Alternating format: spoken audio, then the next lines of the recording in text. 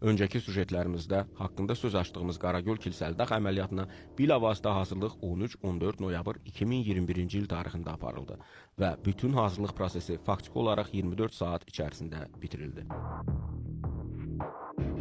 Artıq 16 noyabr 2021-ci il tarixində günün sonunda birləşmələrimiz Şərqi Göyçə silsiləsinin bütün strateji yüksəkliklərinə nəzarət edir, avanpostların quraşdırılmasına başlamışdılar.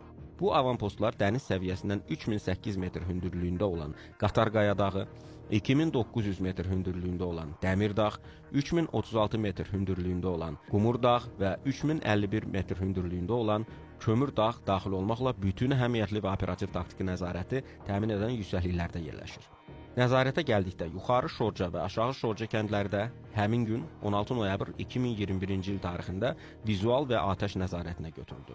Bu kəndlərə Qərbi Azərbaycan Daşkənd kəndindən aparan yeganə yol bu gün də ordumuzun nəzarətindədir. Kəlbəcər istiqamətində yerləşən digər postlarımızdan da Azad, Zərkənd, Zod və Nərmanlı məntəqələri Basar-Keçər Zod yolunun 12 kilometrlik hissəsi tam aydın görünür. 14-16 dekabr 2021-ci il tarixində ordumuzun Qaragöl Kilsəli dağ istiqamətində həyata keçirdiyi əməliyyat əslində bəzi xüsusiyyətlərinə görə vaxtilə bir neçə il bundan əvvəl Naxçıvanda keçirilən Günnüt əməliyyatını xatırladır. O zamanki kimi bu dəfə də qəflətən gözlənilməz manevrlarımıza hazırlıqsız olan düşmən öz vəziyyətinin çıxılmazlığını anlayan kimi bir çox postlarını döyüşsüz tərk etmişdir.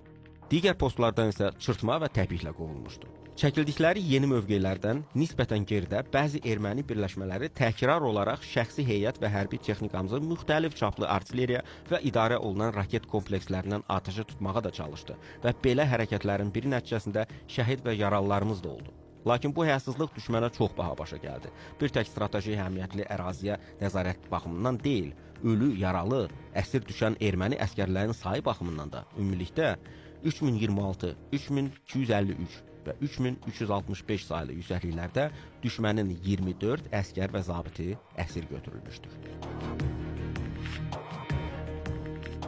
Qərbi Azərbaycanın Qarakilisə məntəqəsi istiqamətində son maneə olaraq qiymətləndirə biləcəyimiz təpələr də hansılar ki, Duluz su anbarının yanında yerləşirlər, orada quraşdırılan 2 postumuz tərəfdən nəzarətə götürüldü.